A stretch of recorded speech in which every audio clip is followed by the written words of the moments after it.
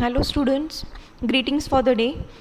In the last video lecture, we discussed some of the things of our course Digital Communication, its abbreviations, what are the course objectives, course outcomes and the titles of all 6 units what we are going to study in this subject. Okay, so we will start with unit number 1, that is digital transmission of analog signals. This will be the first unit which we will be studying. So I'll just list out the things what we are going to study in this unit. Okay, so these are the contents of unit number 1.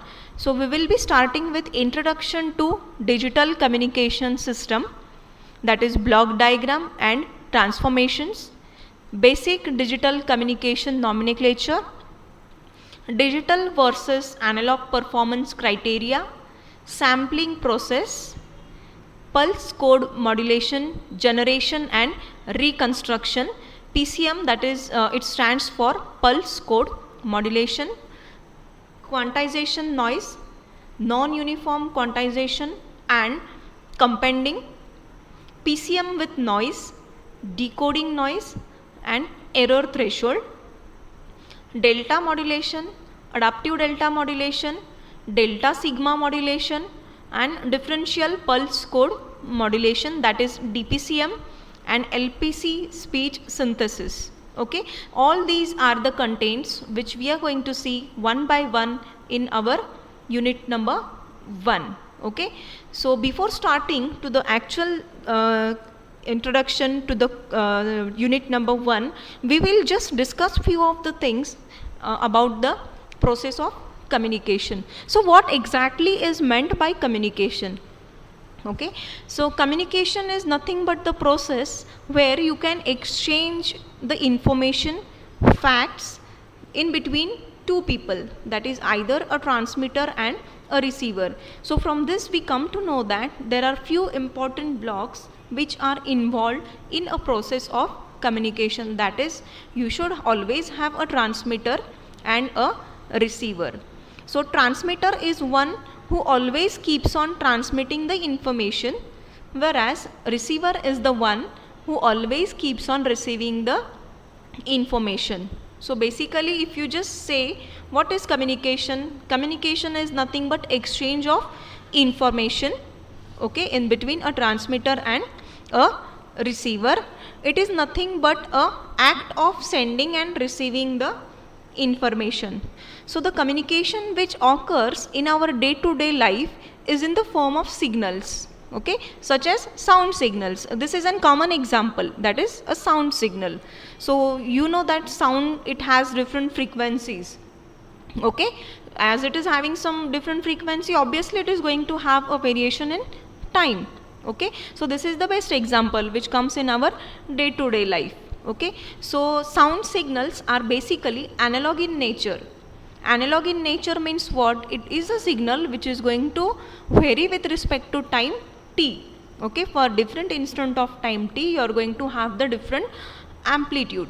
So we call it as a analog signal. So these signals are transmitted through any means. Okay, this analog signal can be transmitted through any means. So what is means? Means is nothing but a media.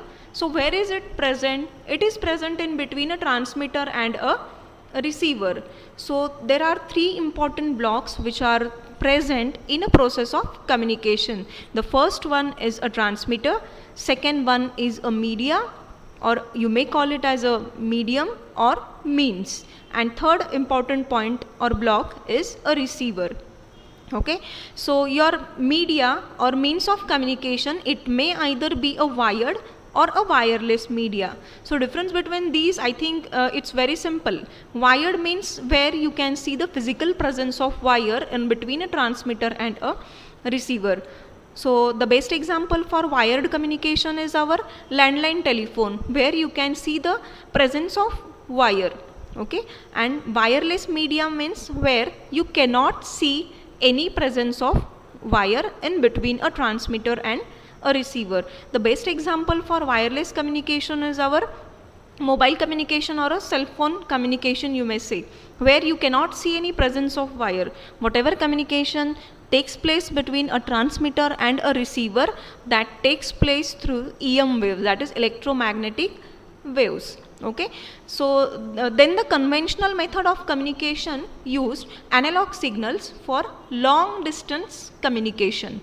Okay, so as distance is long, obviously it is going to suffer. Okay, what it is going to suffer? Basically, whenever a signal travels a long distance, it becomes loss, or it has some losses in it. It is a lossy information. So such signals are called as distortions or interference, and it may lose its security. Why it is going to lose its security? Because see, once your signal is moving at a long distance, there will be some interferences. This interferences, you may call it as noise. So what is noise? Noise is an undesirable, unexpected or unwanted signal which always enters into your communication channel. I am saying that it always enters, means every time there will be a presence of noise in a process of communication. But whatever is the amount of noise which is going to be added into the communication channel, it will be depending, like it may vary. Sometimes there is less amount of noise, it may increase or decrease. It is not specific that this is the amount of noise which is always going to be added. It depends on the distance, how much your signal is going to travel. If your distance increases, obviously noise is going to increase. If noise increases, ultimately it is going to hamper the quality of signal which will be received at the receiver. So one thing you always keep in mind, noise always degrades the quality of your signal. So you may say that it ultimately loses its security. So in order to overcome these problems, the signals are digitized. Okay, signals are digitized. It means it is converted into a digital form by using different techniques which allows the communication to be very clear, accurate and lossless communication. So basically I would just brief out that communications are of two types: analog communication and digital communication.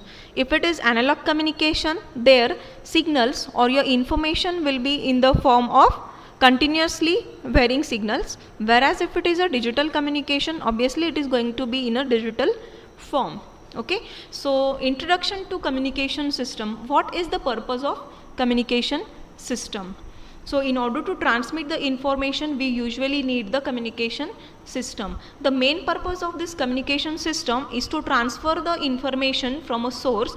Usually a source is also called as a transmitter. So see this part, it is called as a transmitter, okay, to a recipient. Recipient is nothing but a receiver. So you can see this part is a receiver through a channel or a medium. So I already told channel is nothing but a medium which is always present in between a source, or you may call it as a transmitter, and a receiver. So if you just try to see the block diagram of a communication system, it consists of a source, that is a transmitter, channel, receiver and the recipient. So in this diagram, source is the one who is transmitting, or the amount or whatever is the amount of information is generated by the source. Using this transmitter, the information will be transmitted.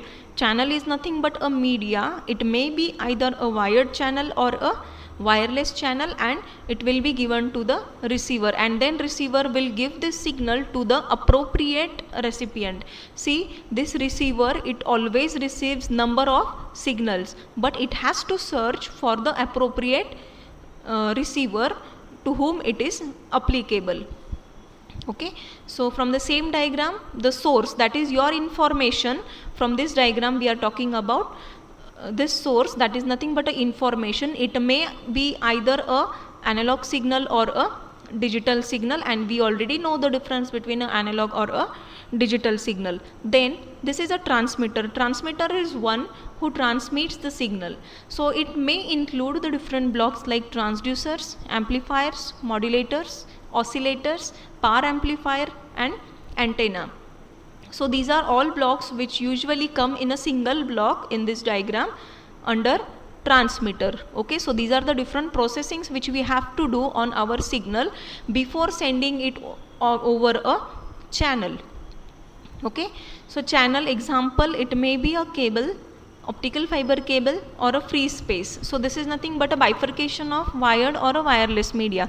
So amongst this classification, cable and optical fiber cable, these are the wired means, whereas free space is a wireless means. So nowadays if you see the telephone communication, that is a landline communication, usually it takes place by using a fiber optic cable because it has enormous amount of advantages. Okay, then the next block is a receiver. You can see it, this is here a receiver.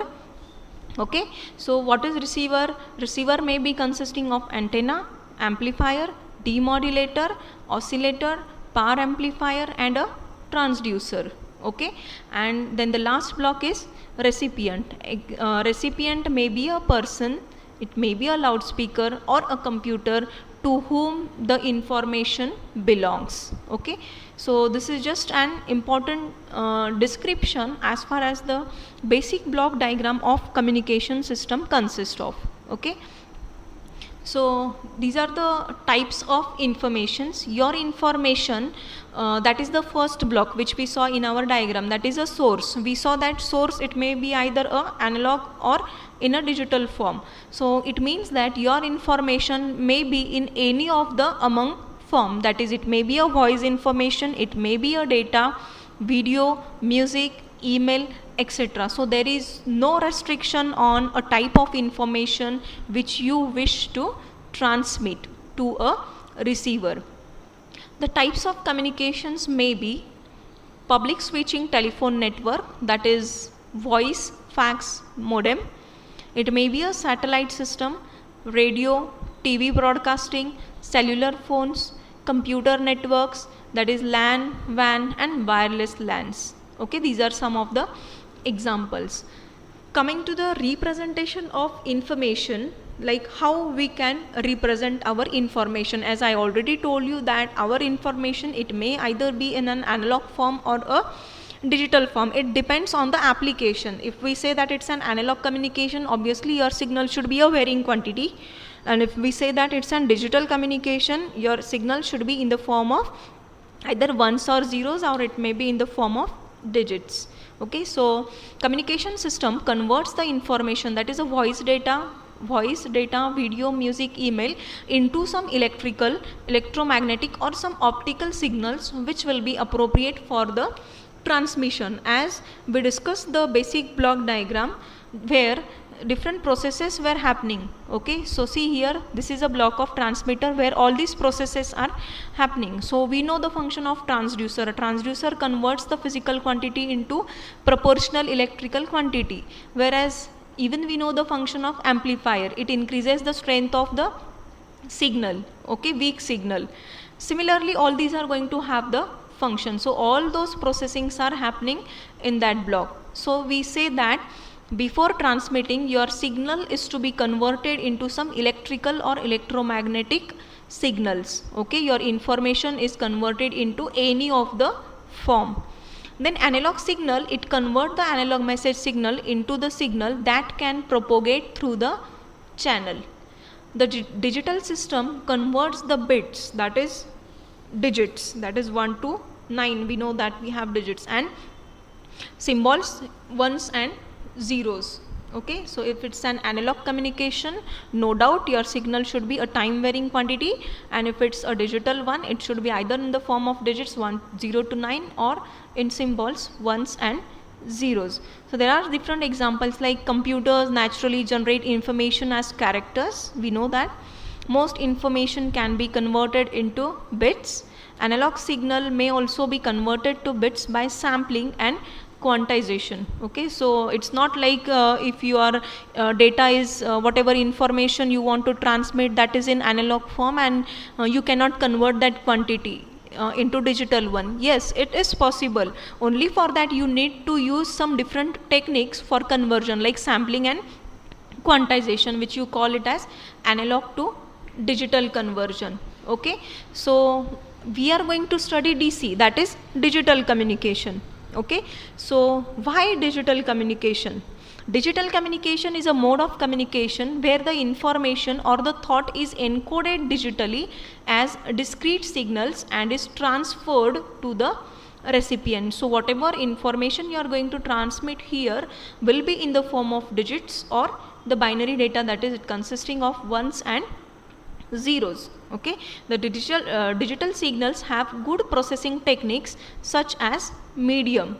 Okay, there are different processing techniques which are available, that is data compression, error correction, equalization and security. So if you compare analog and digital communication, the preferred and the most widely used communication is a digital one. Why? Because compression of data is possible. If data is being compressed, it means it is obviously going to save the bandwidth. Error correction is possible, like as we said that if our information is in digital form, that is ones and zeros. Okay, so here you can easily apply the error correction technique, like if 1 gets changed to 0 and you apply the error correction technique, you may get your original form. It means whenever in a process of communication your data travels from a transmitter to the receiver and in between there is a channel where noise gets added, that noise sometimes may change your information from 1 to 0 or 0 to 1. If such is the scenario, error correction technique can be applied over there, where it will again make your data into its original form. Then you can also use equalization and it provides you a very good security. Easy to mix signals and data using the digital techniques. So there are different or many number of advantages why we are going to prefer the digital communication. Okay, so again we will see that in detail. So see here, these are the nature of pulse traveling in a communication system. As we are seeing digital communication, this is a pulse, that is a digital signal which we are going to transmit. This is our original signal, or you may call it as a original pulse signal. Okay, so if you are dealing with a long distance communication, it means your signal has to travel a far distance. Obviously noise will be added into the signal and the quality of signal is going to degrade. Okay, so you can see in this second diagram, it has traveled a certain distance, that is distance number 2. Some signal is distorted. If you see, the nature of pulse was like this. After traveling for some time, the signal has become like this. It means it is distorted. Distorted because of whom? Noise. Noise is added where? Into the communication channel. What is channel? Channel is nothing but a medium present in between a transmitter and a receiver. Then you can see again, after this distance number 2, the signal has traveled to a distance number 3. More degraded waveform you can see here. Okay, similarly at a distance 4, signal is badly degraded. See here, what was the signal which you transmitted? This one. What is the signal which is appearing at this distance? Is a badly degraded signal. Okay, still you can see this distance 5, where amplification to regenerate the pulse is done, and you can see that this signal and this signal are same. It means what process is applied over here? It is nothing but amplification. What is amplification? Amplification is nothing but increasing the strength of weak signal. Now what is weak signal? See, this was the stronger signal which we transmitted. It traveled a certain distance. It became a weak signal. Why weak? Because of noise. Still it traveled further, it became more weak, and certainly at distance number 4 it was bad one. Okay, but at distance number 5 you used an amplifier. Amplifier is one of the electronic circuitry consisting of transistors and all, where the quality of signal or the strength of signal is increased and you can just get your signal back into its original form. Okay, so this is nothing but nature of pulse traveling in a communication system. So in today's video lecture, we just saw an introduction of what is meant by communication, what are the types of communication, that is analog communication and digital communication, the basic blocks involved in a process of communication, that is a transmitter, medium or a channel, and a receiver. Why we are going to prefer the digital communication that we saw, and if it is a digital communication, the nature of pulse we saw that is it is in this way, and after traveling what happens to the signal after traveling, that is being seen.